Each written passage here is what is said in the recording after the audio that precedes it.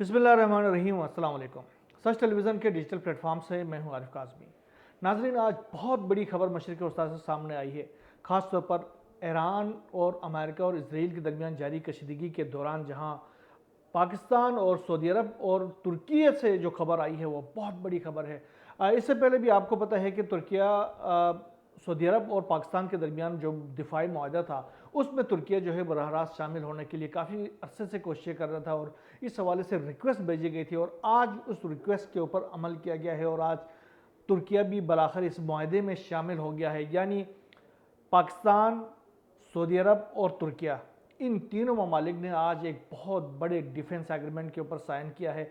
ये मक्का एग्रीमेंट के नाम से मशहूर है, जिसमें रजब तैयब एर्दोआन, पाकिस्तान के वज़ीर-ए-आज़म शहबाज शरीफ, फील्ड मार्शल सैयद आसिम मुनीर और फिर क्राउन प्रिंस बिन मोहम्मद बिन सलमान जो थे, इन तीनों के दरमियान ये मुआहदा हो गया है, जिसमें ख़ास तौर पर दिफाई मुआहदा है। और इस दिफाई मुआहदे में ये शक शामिल है कि अगर किसी भी इन तीनों ममालिक में से किसी एक पर भी हमला किया जाता है, वो तो तीनों के ऊपर हमला तस्वूर किया जाएगा।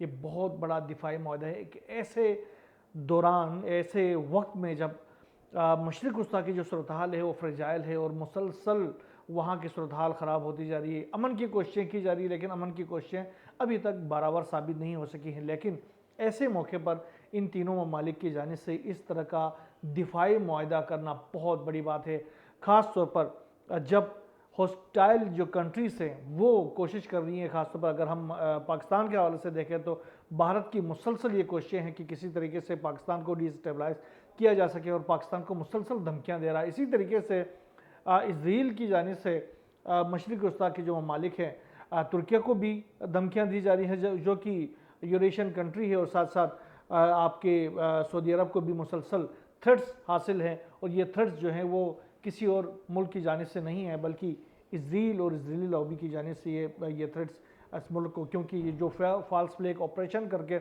इसराइल जो है वो मशरिक़ वस्ता के जो मुस्लिम ममालिक को आपस में लड़ाने की कोशिश कर रहा है, ऐसे मौके पर ये जो दिफाई मुआहदा ख़ास तौर पर किया गया है, ये मुआहदा जो है मुस्लिम ममालिक के जो दुश्मन हैं उनके लिए एक बहुत बड़ा पैगाम है।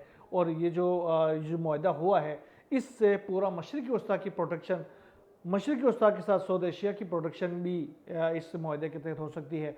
इस वक्त भारत के अंदर अगर देखा जाए तो भारत में वावेला मचा हुआ, आज सुबह से मैं देख रहा हूँ कि भारत के तमाम जो मीडिया चैनल्स हैं वो वावेला कर रहे हैं कि पाकिस्तान ने बड़ा एग्रीमेंट कर लिया है, तुर्किया को भी इसमें शामिल कर लिया है।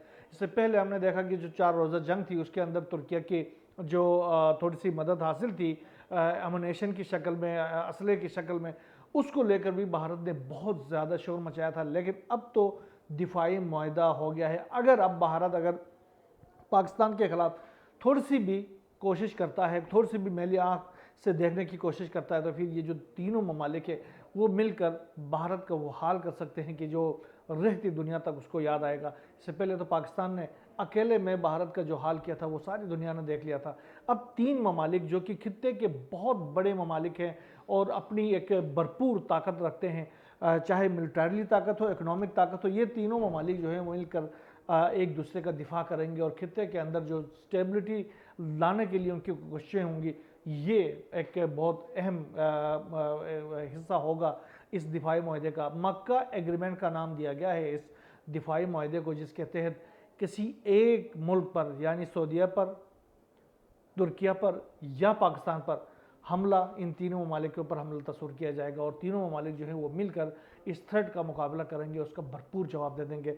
मशरिक़ वस्ता की सूरत हाल बदस्तूर ख़राब है। मशरिक़ वस्ता के अंदर जो हॉस्टाइल कंट्रीज़ हैं वो कोशिश कर रही हैं कि किसी तरीके से फॉल्स फ्लैग ऑपरेशंस करके मशरिक़ वस्ता की सूरत हाल को फ्रेजाइल रखा जा सके, जो मुस्लिम ममालिक है उनको आपस में लड़ाया जा सके। उस हवाले से भरपूर कोशिशें जारी है। मुझे उम्मीद है कि ये जो दिफाई मुआहदा है इसमें आगे चलकर ईरान को भी शामिल कर लिया जाएगा और खित्ते के जो दीगर ममालिक है उसमें कुवैत भी शामिल हो सकती है, दीगर ममालिक भी शामिल हो सकते हैं।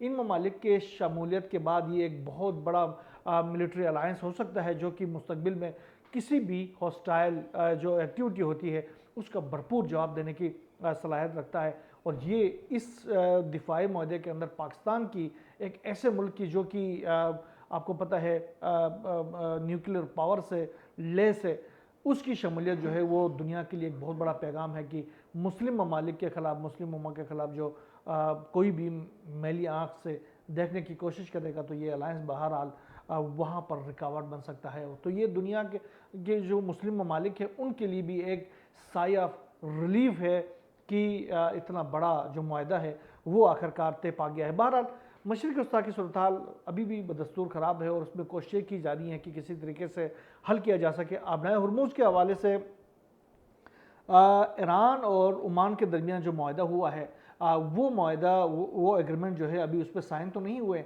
लेकिन इत्तेफाक राय तय पा गया है। और उसके बाद अभी ये इतलात आ रही हैं कि ईरान की जानिब से ये जो मुआहदा है वो मुतल्लिका ममालिक को भी भेजे गए हैं। लामाला ये जो मुआहदे के जो शिक्के हैं वो अमेरिका तक भी पहुंची हैं। इस मुआहदे के अंदर अमेरिका को दूर से भी देखने की इजाज़त नहीं दी गई थी कि आप उनको कहा गया था कि आप बैठे दूर ही रहें, अगर आपके नज़रें इस मुआहदे के ऊपर पड़ गई तो ये मुआहदा भी ख़तरे में जा सकता है, लिहाजा आप दूर रहें, इस मुआहदे के अंदर करीब आने की कोई कोशिश नहीं करें।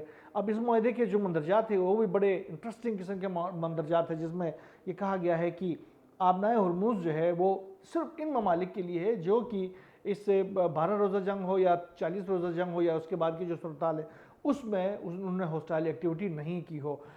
इसराइल के लिए, अमेरिका के लिए आबनाए हुर्मुज़ जो है वो ताहयात बंद रखा गया है।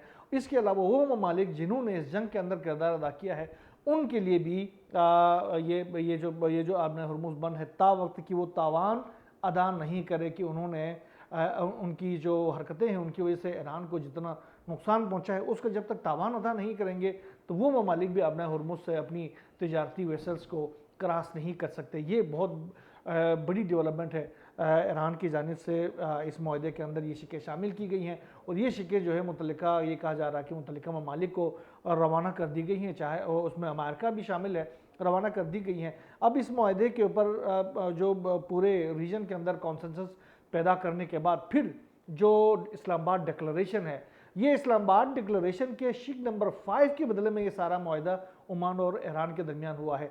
अब ये मुआहदा तय होने के बाद ये शिक नंबर 5 भी क्लियर हो जाएगा। एक जो रुकावट है वो जो है शिक नंबर 1 जो है उसके हवाले से अभी भी मौजूद है, क्योंकि इसराइल जो है वो मुसलसल लुबनान के ऊपर हमले कर रहा है। अभी जब ये मुआहदा ओमान और इनके दरमियान तय पा गया है और अमेरिका और ईरान के दरमियान हालात जो है वो मुज़ाकरात से बेहतरी की तरफ जा रहे हैं, तो इसराइल ने एक बार फिर ये अपने रेटोरिक को अपनाया है कि हम चाहे मुज़ाकरात हों, चाहे अमन हो, चाहे मुआहदे हों, कुछ भी हों, लेकिन हम अपने जो एक्टिविटीज़ से वो जारी रखेंगे और हम फ़लस्तीन के अंदर भी हम अपनी एक्टिविटीज़ को जारी रखेंगे और लुबनान के अंदर भी एक्टिविटीज़ को जारी रखेंगे। अल-मंसूर का जो इलाका है लुबनान के अंदर, वहाँ पर इवाक्यूएशन जो लेटर्स है वो जारी किए गए हैं लोगों को, उनको कहा गया है, हिदायत दी गई है कि वो अपने इलाके जो है अपने घर छोड़कर वहाँ से चले जाए। उसके साथ साथ वहाँ पर मुसलसल इसराइल की जाने से हमलों का भी सिलसिला जारी है। दूसरी तरफ यमन के अंदर जो सूरत हाल है वो काफ़ी गंभीर है। यमन की सूरत हाल बहुत तेज़ी से ख़राब होती जा रही है। जिस तरीके से जनूबी यमन यानी अदन है, हज़र मौत का इलाका है, वहाँ पर जो सऊदी जो लॉयल फोर्सेस है उनकी जानिब से जो इकट्ठा किया गया था, वहाँ पर एक इज्तिमा किया गया था। उसके बाद उन्होंने हौसी फोर्सेस के ख़िलाफ़ यानी अंसारुल्लाह फोर्सेस के ख़िलाफ़ जो ग्राउंड ऑपरेशन शुरू किया था। उसके बाद हौसी फोर्सेस ने गुज़िश्ता दिनों हमने देखा कि उन्होंने इन गैदरिंग्स के ऊपर मिसाइल्स और ड्रोन्स के ज़रिए हमला किया, जिसके नतीजे में 50 से ज़ायद अफराद जो हैं वो जान से चले गए। आज भी ये इतलात है कि हज़र मौत के इलाके में और अदन के दीगर इलाकों के अंदर मारिब का इलाका है, वहाँ पर बहुत बड़े पैमाने पर हमले किए गए हैं सऊदी जो यमनी अंसारुल्लाह की जानिब से। और इसके अलावा उन्होंने ये भी दावा किया है कि हमने सऊदी अरब के जो हिमायत याफ्ता फोर्सेस है उनके दर्जनों कारकुनों को हमने हलाक व ज़ख्मी कर दिया है। हमले में फ़ौजी कैंप, असले के गोदाम और फ़ौजी गाड़ियाँ उन्होंने कहा कि हमने तबाह कर दिया है। इसके अलावा उन्होंने कहा कि हमारी ज़मीनी अफवाज भी ज़मीनी कार्रवाई के लिए तैयार है, लेकिन इससे पहले जो हमारे एरोस्पेस फोर्सेस है वो उनके ऊपर भरपूर मिसाइल और ड्रोन हमले कर रहे ताकि उनको बहुत ज़्यादा कमज़ोर करने के बाद फिर हमारी ग्राउंड फोर्सेस जो है वो आगे बढ़ेंगी और उनको उनसे वो तमाम जो इलाके हैं जो जहाँ पर सऊदी लेड फोर्सेस का कब्ज़ा है उसको आज़ाद कराया जाएगा, उसको और ग्रेटर जो यमन है उसको बहाल किया जाएगा। तो ये कोशिशें सऊदी यमनी अंसारुल्लाह फोर्सेस की जानिब से ये दावा किया जा रहा है कि उन्होंने आज भी एक बहुत बड़ा हमला उन सऊदी लॉयल फोर्सेस की जानिब किया है जिसके नतीजे में बड़े पैमाने पर उनको नुकसानों का सामना करना पड़ा। दूसरी तरफ जो सऊदी आयल तनसीबात के ऊपर, जैसे नजरान के ऊपर कल हमला, परसों उन्होंने हमला किया था, आज भी कुछ इतलात है कि सऊदी अरब के नजरान साइड के ऊपर यमन के जो अंसारुल्लाह फोर्सेस हैं उन्होंने एक बड़ा हमला किया है। इसकी आज़ाद ज़राए से तस्दीक नहीं हो सकी। अगर ये तस्दीक हो जाए तो ऐसे मौके पर जब एक बहुत बड़ा फौजी इत्तेहाद भी बन रहा है तो वहाँ पर मसाइल क्रिएट हो सकते हैं। तो बहरहाल जो तेल की जो कीमतें हैं, ख़ाम तेल की, इन हमलों के बाद जो आयल जो फैसिलिटीज़ है उनके ऊपर हौसियों के हमलों के बाद आयल की जो प्राइसेस है वो भी खित्ते के अंदर बढ़ना शुरू हो गई। अब अमेरिका और ईरान और के दरमियान जो बातचीत का सिलसिला है उसके हवाले से ट्रम्प ने एक दावा किया। उन्होंने कहा कि ईरान से बातचीत का जो सिलसिला है वो बिल्कुल भी जारी है और जंग जो है वो जल्द ख़त्म हो जाएगी। ये ट्रम्प ने ये दावा किया। इसके साथ साथ उन्होंने कहा कि आबनाए हुर्मुज़ भी जल्द खुल जाएगी और उसमें से जो इंटरनेशनल ट्रेड है वो बहाल हो जाएगी और जो वहाँ से कोई टैक्स वसूल नहीं किया जाएगा, ये ट्रम्प का कहना है।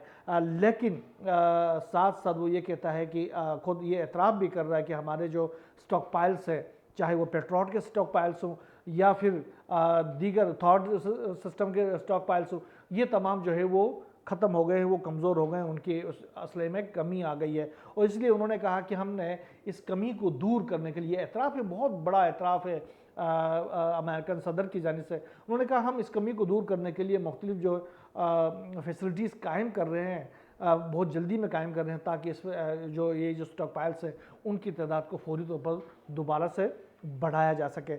आप लाजिम बात है, जो दुनिया सब जो ये कह रही है, एक्सियोस भी और दीगर जो वेबसाइट्स है, बरतानवी खबर रसाई एजेंसी ये दावे कर रहे थे कि पैट हेगसेथ और ट्रम्प के दरमियान जो क्लैश हो गया था इस मामले में कि आखिरकार तुमने क्यों हमें नहीं बताया कि आपके स्टॉक पाइल्स जो है वो ख़त्म हो रहे, तो ये झूठ क्यों बोला गया। तो ट्रम्प बाकायदा शॉट कर गए थे अपने वज़ीर जंग की तरफ। तो ये सूरत हाल, अब ट्रम्प ने बाकायदा इसका एतराफ़ भी किया है कि अमेरिका के जो स्टॉक पाइल्स है वो ख़त्म हो रही है, लिहाजा अमेरिका जो है वो कोशिश कर रहा है कि जल्दी से इस खित्ते से बाहर निकल आए। लेकिन ईरानी हुकाम कुछ और सोच रहे हैं। ख़ास तौर पर अभी कालिबाफ ने कहा कि यार ये जो तुम कहते हो ना कि अभी मेरा मिज़ाइल हमला आ रहा है, उसके फ़ौरन बाद आप कहते हैं कि नहीं अभी तो मिज़ाइल हमला नहीं आ रहा है, वो हमसे मुज़ाकरात करना चाहते हैं। ये जो ड्रामाबाजी आपने लगा रखी, इस ड्रामाबाजी को ख़त्म करें, इसको मज़ीद आगे नहीं बढ़ाएं। आपने ये मजाक बनाया हुआ पूरी दुनिया का कि कभी कहते हो कि अब मैं हमला करने लगा हूँ, दूसरे मिनट में कहते हो कि नहीं कोई हमला नहीं करने वाला, ईरानी जो है वो हमारे साथ मुज़ाकरात, हम तुम्हारे साथ कोई मुज़ाकरात के लिए इंटरेस्टेड नहीं है, हम तुम्हारे साथ जंग करने के लिए तैयार हैं, अपने जो राइट्स हैं उसको किसी सूरत भी हम सरेंडर नहीं करेंगे। हकायक तस्लीम करके वादों पर अमल करें। अमेरिका ने एक नाकाम हिकमत अमली इख्तियार की और मज़ीद ड्रामे की अब ज़रूरत नहीं है। ये डॉक्टर कालीवाफ जो है वो ट्रम्प को कह रहे हैं। साथ साथ ईरान की जो सीनियर लीडर हैं रज़ाई साहब, इब्राहिम रज़ाई, उन्होंने भी कहा है कि जंग का खात्मा हमारे हाथ में है, अब ट्रम्प के हाथ में नहीं है, हमारे हाथ में है। हम 2 शराइत पूरी होने तक इस जंग का खात्मा करने का सोच भी नहीं सकते। नंबर 1 ये है कि हमें जंग से होने वाले तमाम नुकसान का अजाला किया जाए, यानी तावान दिया जाए, और दूसरे ये कि अमेरिका खित्ते से यानी खलीजी ममालिक से अपना बोरिया बिस्तर समेट के बाहर चला जाए। नहीं चाहता है तो हम ये जंग जारी रखेंगे, हम इस जंग को ख़त्म करने के लिए बिल्कुल भी तैयार नहीं है।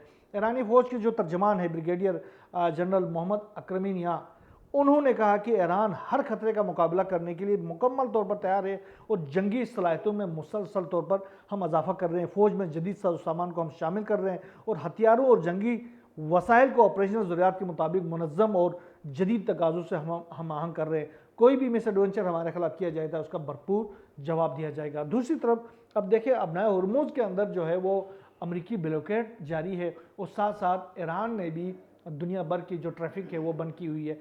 भाई कोई जहाज़ यहाँ से, या तो मेरी भी जहाज़ें यहाँ से गुजरेंगी, मेरा भी तेल फ़रोख्त होगा, नहीं तो पूरी दुनिया का तेल फ़रोख्त नहीं होगा। इस वक्त सूरत हाल बड़ी तशवीशनाक किस्म की ये आई है अमेरिका के लिए, ख़ासतौर पर कि जो सऊदी अरब से जो तेल जाता था अमेरिका को, एक बहुत बड़ी मकदार तेल की जाती थी आबनाए हुर्मुज़ में से। अब इसके बारे में ये इतलात आई है कि उसकी जो डिलीवरी है वो 0% हो गई है। तो ये सूरत हाल अब अमेरिकन इकॉनमी के लिए किस हद तक ख़तरनाक हो सकती है, इससे आप अंदाज़ा कर सकते हैं। अभी जो शिपिंग जो ट्रैकिंग कंपनियां हैं, शिप ट्रैकिंग कंपनियां, उनकी जानिब से कहा गया है कि इस रवां हफ्ते तकरीबन कोई 21 जहाज़ों ने अटैम्प्ट किया था अपना हॉर्मोज को क्रॉस करने के हवाले से। उनमें से सिर्फ 6 जहाज़ जो हैं वो क्रॉस करने में कामयाब हो गए, बाकी सब नाकाम हो गए हैं। ये सूरत हाल पूरे मशरिक़ वस्ता की तरफ से आ रही है। इस तमाम तर सूरत हाल के हवाले से हमारी नज़रें हैं, जो भी नई डेवलपमेंट सामने आएगी इंशाअल्लाह हम आपसे शेयर करेंगे। यहाँ बस इतना ही। अल्लाह हाफ़िज़।